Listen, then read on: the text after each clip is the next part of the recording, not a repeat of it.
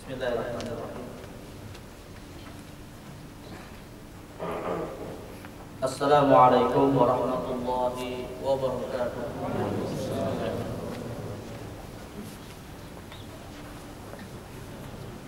Alhamdulillahirabbil alamin. Alhamdulillahilladzi arsala rasulahu bil huda wa dinil haqq liyudhhirahu 'alad dini kullihi wa kafa billahi shahida. Asyhadu an la ilaha illallah wahdahu la syarika lah wa asyhadu anna Muhammadan 'abduhu wa rasuluhu wa safiyyuhu min khalqihi la nabiyya ba'dah. Allahumma fashalli wa sallim wa barik ala sayyidina Muhammadin wa ala alihi wa sahabatihi wa man sara ala nahjihi wa ittaba sunnatahu ila yaumiddin, amma ba'd. Rabbi shrah li sadri wa yassir li amri wa hlul 'uqdatam min lisani yafqahu qawli. Allahumma 'allimna ma yanfa'una wa anfa'na bima 'allamtana warzuqna ilman yanfa'una ya rabbal alamin. Hadratul muhtaramin, Bapak Ibu kaum muslimin jamaah yang dimuliakan Allah Subhanahu wa taala. Alhamdulillah, puja dan puji syukur marilah kita panjatkan kehadirat Allah Azza wa Jalla pada kesempatan di hari yang dimuliakan ini, hari Kamis, hari diangkatnya amal. Kita bersyukur kepada Allah di siang hari ini bisa melaksanakan kewajiban kita melaksanakan sholat zuhur berjamaah, dan insyaallah akan kita lanjutkan dengan kajian ilmu, di mana setiap detik waktu yang kita lalui ini kita senantiasa berharap akan senantiasa tercatat sebagai amal ibadah di sisi Allah Subhanahu wa taala, untuk kelak di hari akhir bisa menjadi wasilah dalam rangka kita mendapatkan surga dari Allah Azza wa Jalla. Salawat dan salam juga mari kita sampaikan kepada Sayyidil Mursalin Nabi Muhammad sallallahu alaihi wasallam, kepada keluarga beliau, kepada para sahabat radhiyallahu alaihim, dan tentu kepada kita umatnya yang istiqomah menjalani setiap ajaran Nabi Muhammad sallallahu alaihi wasallam.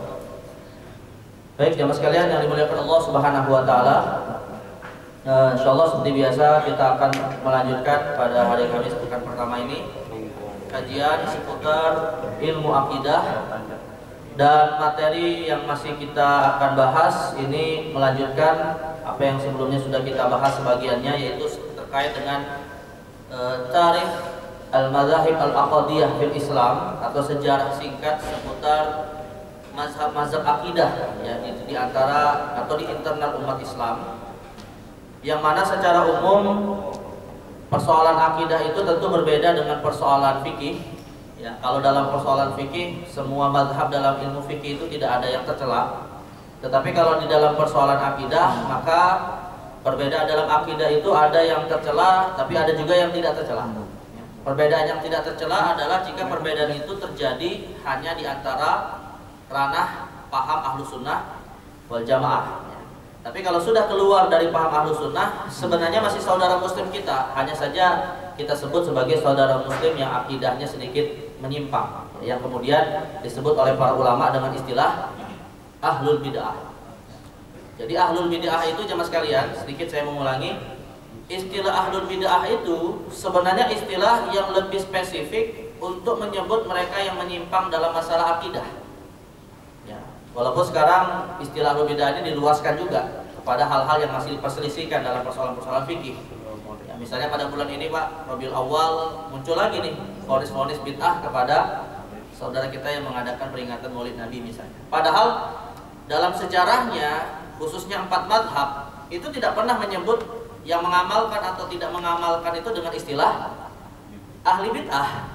Ya karena ini wilayahnya ijtihadiyah fikih. Ya, yang mana kalau benar di sisi Allah dapat 2 pahala, yang salah dapat 1 pahala. Bahkan Imam Ibnu Hajar Al-Asqalani itu pernah mengatakan dalam suatu pernyataannya bahwa aslu amalil maulidi bid'atun lam yunqal anil qurunis tsalatsah. Beliau sepakat ya dengan banyak ulama mengatakan peringatan Maulid Nabi itu termasuk bid'ah, dalam arti tidak pernah dicontohkan oleh 3 generasi salaf, Rasulullah, sahabat dan tabi'in. Tetapi beliau mengatakan Pak, dan jangan diputus sampai di sini ya. Karena beliau kemudian mengatakan walakinnaha qad ishtamalat 'alal mahasin wa diddiha, faman taharra al mahasin wa tajannaba diddiha kana bid'atan hasanah. Nah, beliau mengatakan tetapi dalam peringatan Maulid Nabi itu terdapat banyak kebaikan, sekalipun mungkin ada potensi adanya maksiat. Ya, kebaikannya banyak. Di situ ada zikir, kita bersolawat kepada Nabi SAW, sedekah, kemudian membaca sholawat, membaca sejarah, ya, taklim ilmu dan seterusnya. Tapi mungkin di dalamnya ada potensi maksiat, campur baur wanita laki-laki non mahram, ya, atau isi ceramahnya malah gibahin saudara muslim yang lain gitu kan. Mungkin nggak Pak? Mungkin kan? Nah, maka kata Imam Ibnu Hajar, barang siapa yang mengisi tradisi itu dengan kebaikan, maka itu kebaikan. Ya, dan barang siapa yang jatuh kepada keburukan, maka itu keburukan. Dan yang mengisinya dengan kebaikan disebut dengan bid'ah hasanah. Tapi bagi yang mengisinya dengan keburukan, maka disebut bid'ah sayyi'ah. Artinya beliau cenderung membagi bid'ah itu menjadi dua. Tapi terlepas itu semua Pak, peringatan Maulid Nabi disebut oleh para ulama bukan masalah akidah. Dan persoalan yang seperti ini tidak boleh kita memvonis saudara kita yang berbeda dengan sebutan ahli bid'ah. Dikatakan bid'ah iya dalam arti yang baru, tapi disebut pelakunya ahli bid'ah, nah itu urusan lain. Ya, karena istilah ahli bid'ah identik dalam masalah akidah. Nah, ini yang perlu kita pahami terlebih dahulu. Dan pada pertemuan yang lalu kita sudah sampaikan ya jemaah sekalian, sejarah singkat kemunculan beberapa paham teologi di antara umat Islam, apakah yang benar atau yang menyimpang ya. Dan sekali lagi saya tegaskan Bapak Ibu sekalian, sekali lagi, saudara-saudara kita yang memiliki pemahaman menyimpang ini Pak, masih kita sebut muslim. Dalam arti kewajiban mensolati jenazahnya kalau meninggal itu tetap berlaku ya.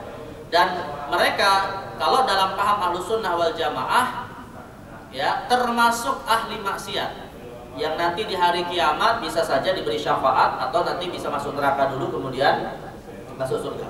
Karena yang namanya ahli maksiat itu ada dua Pak, penghuni neraka itu ada dua ya, atau nanti sebenarnya akan kita bahas lebih detail dalam pembahasan seputar surga dan neraka. Artinya gini, manusia yang masuk ke dalam surga itu cuma satu kelompok, ya ahli surga ya, yang mana nanti kalau sudah masuk ke dalam surga nggak akan keluar lagi. Tapi kalau manusia yang masuk ke dalam neraka, ini ada dua kelompok. Ya, ada yang masuk ke dalam neraka kekal di dalamnya, dan ada yang masuk ke dalam neraka hanya transit. Ya, hanya transit Pak, tapi satu detiknya atau satu harinya terhitung 1000 tahun. Nah, ini adalah ahli maksiat. Ya. Nah, ahli maksiat itu kata para ulama dibagi dua. Ada ahli maksiat yang kemaksiatannya karena syahwat, misalnya seperti peminum khamr, pembunuh, penzina, karena sebab syahwat. Ada juga ahli maksiat karena syubhat, karena pemahaman yang ada di dalam keyakinan yang menyimpang. Ya, misalnya keyakinan-keyakinan yang mengingkari adanya takdir Allah misalnya, walaupun dia bersyahadat. Ya, nah maka untuk dua kelompok ini dua-duanya disebut ahli maksiat. Ya, selama mereka masih bertauhid, insya Allah termasuk ahli surga. Tapi ada yang kemudian masuk neraka dulu atau mendapatkan syafaat. Ya. Nah, jadi sekali lagi, kalaupun kita misalnya membahas tentang perbedaan umat Islam dalam masalah akidah, tetap kita harus menghormati mereka sebagai saudara muslim ya, walaupun bisa saja berbeda keyakinannya. Nah baik, nah kita pada pertemuan yang lalu sudah masuk kepada sejarah singkat sampai ini konflik yang terjadi antara para sahabat, khususnya antara kelompok Ali bin Abi Thalib radhiyallahu anhu dan kelompok Muawiyah bin Abi Sufyan radhiyallahu anhu, yang akhirnya berakhir kepada terjadinya perang Siffin ya. Kenapa jemaah sekalian kita malah kok membahas sejarah terkait dengan konflik sahabat ini ya? Karena nanti ujung dari konflik ini adalah menjadi sebab lahirnya mazhab akidah. Jadi persoalan politik yang berujung kepada akidah, nah itu jadi masalah. Padahal kalau Ahlussunnah wal Jamaah, dan kita semua insya Allah Ahlussunnah wal Jamaah menganggap Pak, konflik yang terjadi di antara para sahabat itu ijtihad. Yang benar dapat 2 pahala, yang salah dapat 1 pahala. Karena semua sahabat yang berkonflik itu tetap kita sebut radhiyallahu anhu, mau kelompok Ali ataupun kelompok Muawiyah. Ya, tapi yang jadi masalah nanti ada di antara sebagian orang yang ngaku muslim tapi mengkafirkan sahabat-sahabat ini. Gara-gara dianggap telah keluar dari Islam sebab mereka jatuh kepada dosa besar, yaitu saling membunuh. Ya, nah itu jadi masalah. Ya. Makanya persoalan ini nanti walaupun awalnya politik tapi berujung kepada vonis akidah. Ya. Tapi makanya kita perlu sedikit membahas sejarah ini. Ya. Dan sejarah ini tentunya ya ada hikmah dan pelajaran yang bisa kita ambil ya, bahwa para sahabat itu meskipun mereka berkonflik dan sampai kepada peperangan Pak, hakikatnya masih saling menganggap sesama saudaranya sebagai muslim juga.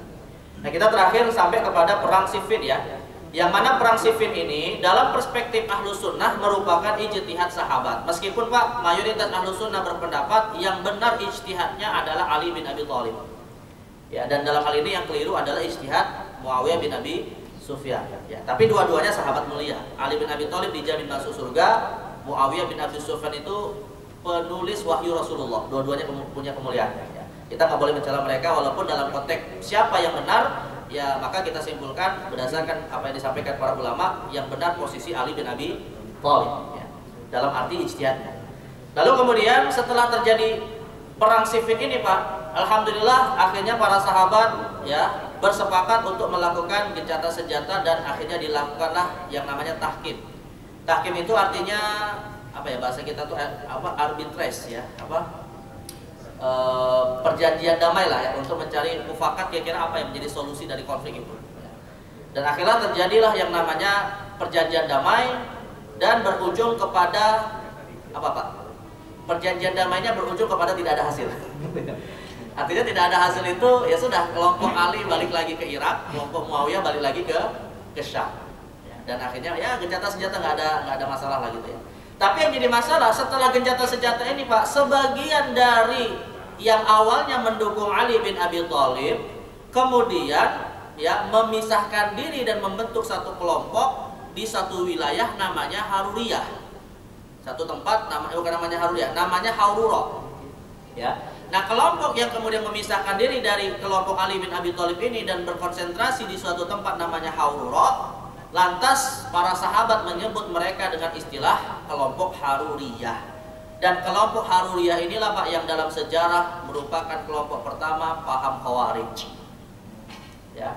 Dan apa yang dimaksud dengan paham Khawarij? Paham Khawarij itu Pak, akidah mereka yang paling besar, yang paling menyimpang paling besar adalah mudah mengkafirkan sesama saudara muslim gara-gara beda pendapat. Ya, maka ketika Ali bin Abi Thalib berdamai dengan Muawiyah, mereka menganggap perdamaian itu didasarkan kepada hukum yang tidak berdasarkan hukum Allah. Akhirnya dengan mudah mereka memisahkan diri dari kelompok Ali dan memvonis Ali bin Abi Thalib dan Muawiyah serta yang mendukung perjanjian damai itu sebagai kafir karena sudah jatuh kepada menentang hukum Allah. Nah, maka gara-gara itulah mereka disebut Khawarij. Jadi kelompok Khawarij itu malah datangnya bukan dari kelompok Muawiyah, tapi datang dari kelompok siapa? Ali bin Abi Thalib. Dan luar biasanya Pak, Nabi Muhammad SAW sudah menginformasikan itu. Kata Nabi SAW, taqtuluhum adna ta'ifataini ilal haqqi. Ya, bahwa kelompok yang benar itu adalah kelompok yang nanti akan terdekat posisinya dengan mereka yang menyimpang dari kebenaran. Jadi kan ada Muawiyah, ada Ali Pak ya. Kata Nabi SAW, kelompok yang benar antara dua kelompok ini ijtihadnya adalah yang nanti akan memerangi yang menyimpang, dan yang terdekat dengan yang menyimpang itu yang benar. Artinya yang menyimpang itu kelompok yang memisahkan dari Ali bin Abi Thalib, mengisyaratkan bahwa ijtihad antara Ali dengan Muawiyah yang benar ijtihadnya Ali. Karena sejarah kemudian mencatat yang berperang dengan kelompok Khawarij adalah kelompoknya Ali bin Abi Thalib radhiyallahu anhu. Dalam satu perang namanya disebut dengan perang perang Nahawan ya, atau perang Haruriyah. Nah, jadi ini kemunculan paham menyimpang yang pertama dalam sejarah yang disebut dengan kelompok siapa? Khawarij ya. Dan penyimpangannya adalah mudah mengkafirkan para sahabat. Baik, nah sampai sini kita kemarin ya Pak ya. Nah sekarang kita lanjutkan. Nah setelah itu apa yang terjadi ketika kelompok Haruriyah ini memisahkan diri dari kelompok Ali? Ya udah, mereka mudah mengkafirkan semua sahabat yang tadi ikut terlibat dalam perjanjian damai antara Ali dan Muawiyah. Bahkan Pak, sahabat-sahabat yang nggak ikut terlibat pun itu diuji oleh mereka. Jadi artinya ada sebagian orang yang sebenarnya nggak terlibat dalam peperangan antara Ali dan Muawiyah. Ya. Namanya ada di antaranya Abdullah ibn Khabbab bin Arb. Abdullah ini seorang sahabat yang saat itu kebetulan melewati wilayah mereka yang ada di Nahrawan. Ya. Lalu kemudian ditanya oleh kelompok Khawarij ini tadi, kamu mendengar nggak perang yang terjadi antara Ali dan Muawiyah? Akhirnya si siapa namanya Abdullah bin Khabbab ini mengatakan, iya kami mendengar informasi itu. Padahal tidak terlibat ya Pak, cuma dengar informasi aja. Akhirnya ditanya, apa sikap Anda terhadap dua kelompok yang berperang itu? Kata Abdullah bin Khabbab, dua-duanya sahabat yang mulia. Ali adalah radhiyallahu anhu, Muawiyah adalah radhiyallahu anhu. Gara-gara itu Pak Abdullah dibunuh oleh kelompok Khawarij. Karena divonis kafir. Padahal tidak terlibat di dalam konflik itu gitu ya. Hanya gara-gara menganggap dua sahabat yang berkonflik itu dua-duanya berijtihad. Dan istrinya yang sedang hamil kemudian dibedah perutnya dan dikeluarkan bayinya dari perut sang istri. Dan itulah yang menjadi sebab Pak Ali akhirnya menyiapkan pasukan besar untuk menghancurkan kelompok Khawarij ini. Ya, karena mudah sekali mengkafirkan sesama umat Islam. Dan akhirnya terjadilah peperangan di wilayah namanya Nahrawan melawan kelompok Khawarij ini yang disebut Haruriyah. Ya, saya bacakan penjelasan para ulama. Pertama disebutkan peristiwa ini oleh Syekh Muhammad Sa'id Ramadan Al-Buti di dalam kitabnya Fiqhus Sirah. Beliau mengatakan, "Lamma ba'atha 'Aliyyun Aba Musa wa man ma'ahu minal jaisi ila daumatil jandal, ishtadda amrul khawarij wa balaghu fin nakiri 'ala 'Aliyyin." Nah, setelah Ali bin Abi Thalib mengutus sahabat yang bernama Abu Musa untuk berdiskusi dan mencari solusi dengan kelompok Muawiyah di suatu tempat namanya Daumatul Jandal, berpisahlah dari barisan Ali orang-orang yang kemudian disebut dengan Khawarij. Nah, ketika mereka berpisah dari kelompok Khawarij ini, ya bahayanya semakin besar. Karena ada sahabat ataupun umat Islam yang tidak terlibat kemudian dipersoalkan oleh mereka. Basarrahu bi kufrihi liqabulihi tahkim. Di mana orang-orang Khawarij ini ya secara terang-terangan mengkafirkan Ali bin Abi Thalib yang awalnya didukung oleh mereka gara-gara menerima tahkim atau perjanjian damai dengan Muawiyah bin Abi Sufyan. Ma'annahum kanu min ahrasin nasi alaihi, padahal mereka adalah pendukung terbesarnya dari Ali bin Abi Thalib ya. Tapi gara-gara ya kebodohan dan pemahaman mereka yang menyimpang membuat akhirnya kecintaan berlebihan mereka terhadap Ali bin Abi Thalib akhirnya berubah jadi kebencian kepada Ali bin Abi Thalib. Makanya ada pepatah Arab mengatakan, Pak, abghid baghidaka haunan ma asa an yakuna habibuka yauman ma wa ahbib habibaka haunan ma asa an yakuna baghidaka yauman ma. Kata pepatah Arab mengatakan, bencilah seseorang itu sewajarnya saja, karena bisa jadi nanti di suatu hari akan menjadi orang yang sangat kita cintai. Sebaliknya, cintailah seseorang itu sewajarnya saja, karena nanti di suatu hari bisa menjadi orang yang sangat kita benci. Nah, ini konteksnya apa nih Pak? Konteksnya dalam rumah tangga atau dalam urusan apa nih? Ya, pakai aja. Pokoknya ini ada patah begitu ya. Nah, kelompok Khawarij ini Pak dulunya adalah yang paling besar dukungannya kepada Ali bin Abi Thalib. Tapi ya saking rasa cintanya yang berlebihan membuat mereka ketika Ali jatuh kepada kesalahan menurut versi mereka membuat akhirnya benci kepada Ali bin Abi Thalib. Maka apa yang terjadi? Walam yajid syai'an muhawarata Ali radhiyallahu anhu lahum wa nasihatahu iyahum faqala lahum akhiran. Sampai-sampai Pak Ali ini ketika mereka masih bergabung bersama Ali, ya menasihati mereka itu nggak berhasil. Ya karena saking bebalnya dan mudah mengkafirkan para sahabat. Akhirnya Ali bin Abi Thalib mengambil satu keputusan, yang keputusan itu Pak menjadi dasar bagi kita menyikapi kelompok yang menyimpang dari umat Islam. Apa itu? Kata Ali bin Abi Thalib, "Innalakum alaina alla namnakum masajidana ma lam takhruju alaina."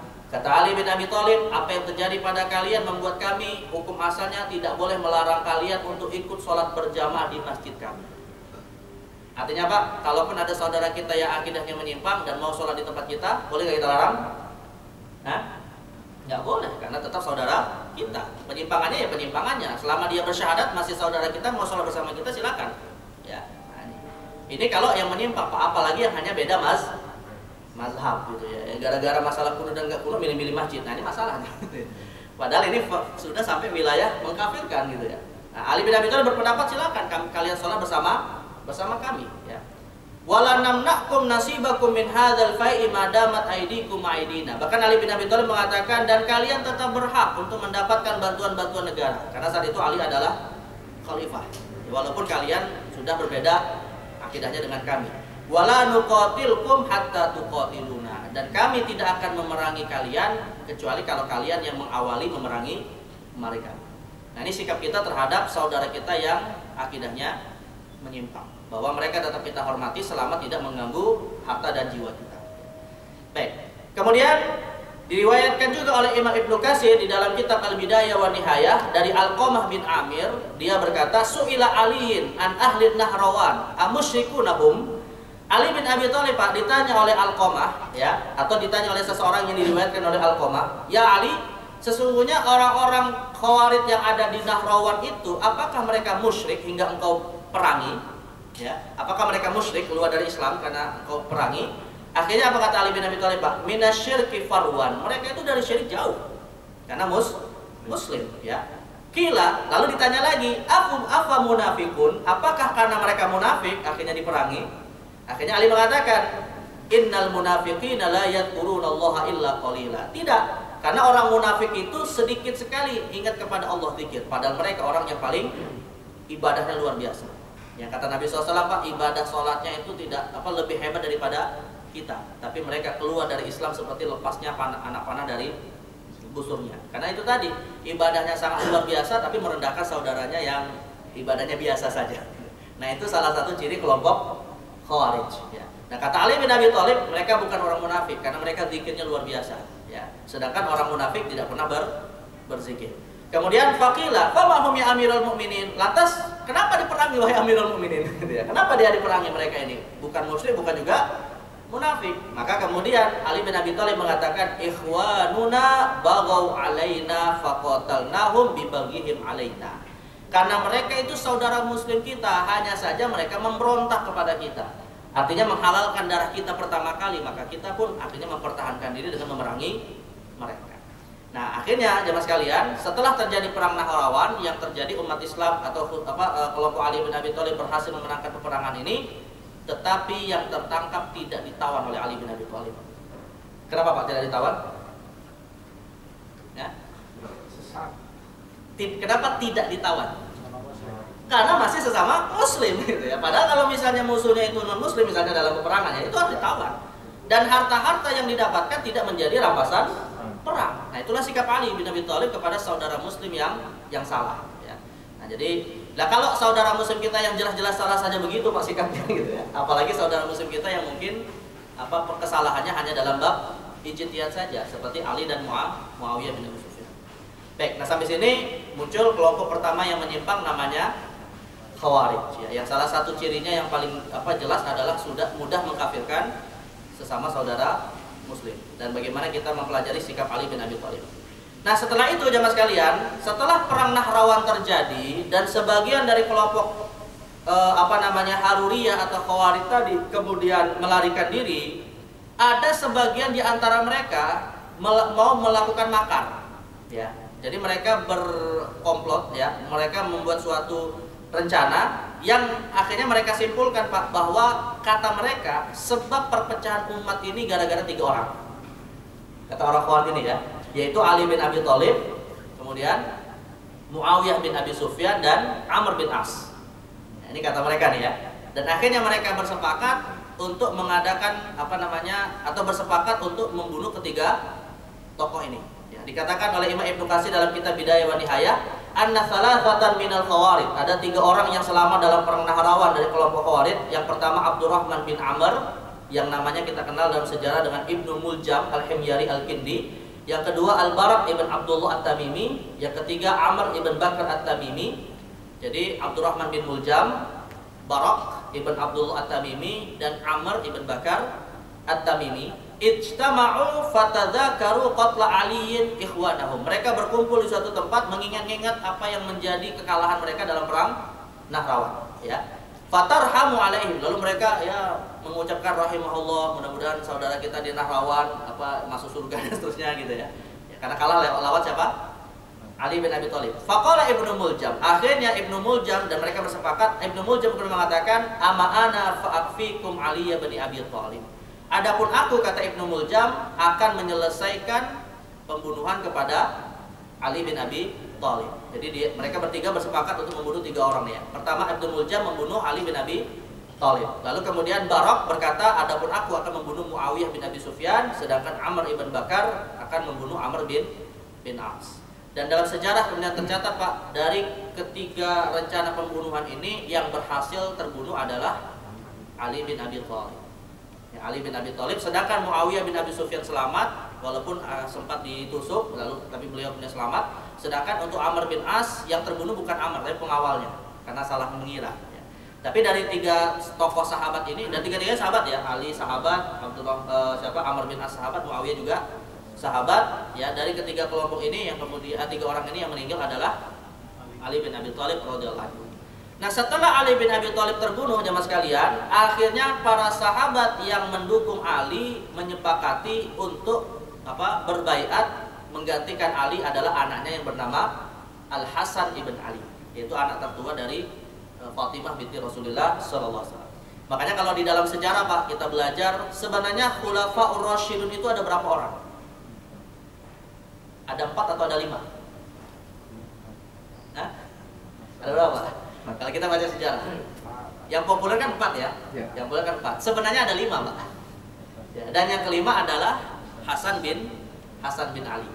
Ya, dan Hasan bin Ali itu menjadi khalifah kurang lebih sekitar 6 bulan setelah wafatnya Muawiyah, setelah wafatnya Ali bin Abi Thalib. Tapi kenapa kitab-kitab sejarah kok biasanya mencukupkan hanya 4 saja ya? Dan biasanya dalam tradisi masyarakat kita kalau membaca Khulafaur Rasyidin hanya 4 ya, termasuk ketika tarawih dan seterusnya. Nah, alasannya begini Pak, karena 4 khalifah ini adalah 4 khalifah yang disepakati seluruh umat Islam. Tapi kalau untuk Al Hasan ibn Ali disepakati hanya untuk kelompok atau untuk masyarakat Muslim di Irak dan Hijaz saja.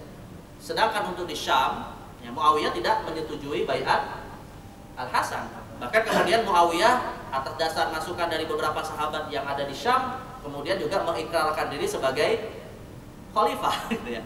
Artinya di zaman Al Hasan ibn Ali ada 2 khalifah. Pertama Hasan, kedua Muawiyah. Ya, yang masing-masing ada baiat. Dan yang membaiat itu sahabat-sahabat juga Pak. Di Syam juga sahabat, di Irak juga sahabat gitu ya. Sahabat Nabi dalam arti orang-orang yang ya kita tentu harus mengatakan mereka orang terbaik di tengah umat manusia ya. Nah, jadi sekali lagi penggantinya adalah Al Hasan bin Ali. Nah, alhamdulillah jamaah sekalian, pada masa Al Hasan ibn Ali dan Muawiyah, umat Islam kemudian akhirnya konflik politiknya selesai. Ya. Karena Al Hasan ibn Ali kemudian mengambil suatu ijtihad bahwa umat ini harus bersatu dalam satu kepemimpinan, dan untuk beliau sendiri akhirnya mengundurkan diri sebagai khalifah. Dan pada tahun di mana Al Hasan ibn Ali kemudian membatalkan baiat khalifahnya dan beliau malah membaiat Muawiyah bin Abi Sufyan, maka para ahli sejarah menyebut tahun itu dengan istilah Amul Jamaah, atau tahun tahun perdamaian umat Islam, atau tahun persatuan umat Islam. Ya, yang saat itu kemudian umat Islam bersatu di bawah kepemimpinan dan kekhilafahan Muawiyah bin Abi Sufyan. Ya, sedangkan Al Hasan kemudian ya sudah, beliau menjadi rakyat biasa, tapi beliau tetap dihormati oleh Muawiyah bin Abi Sufyan. Ya. Nah, ini disebutkan dalam kitab Bidayah wa Nihayah, nazala anil khilafah wa ja'ala al-malik biyadi Muawiyah hatta tajtami'ul kalimah ala amirin wahid. Lantas setelah 6 bulan berkuasa, Al Hasan ibn Ali turun dari jabatannya, atau dia kemudian membatalkan baiatnya sebagai khalifah dan menyerahkan kekuasaan ini kepada Muawiyah bin Abi Sufyan dengan harapan umat Islam bersatu dalam satu kepemimpinan. Dan hal ini Pak, luar biasanya juga sudah diprediksikan oleh Nabi Muhammad sallallahu alaihi wasallam. Di mana dalam satu riwayat Nabi sallallahu alaihi wasallam memuji ya perbuatan dari cucunya ini Pak, padahal belum dilakukan. Yaitu di mana dalam hadis riwayat Abu Bakar At-Taqafi, Rasulullah SAW pernah diriwayatkan so'adal mimbar.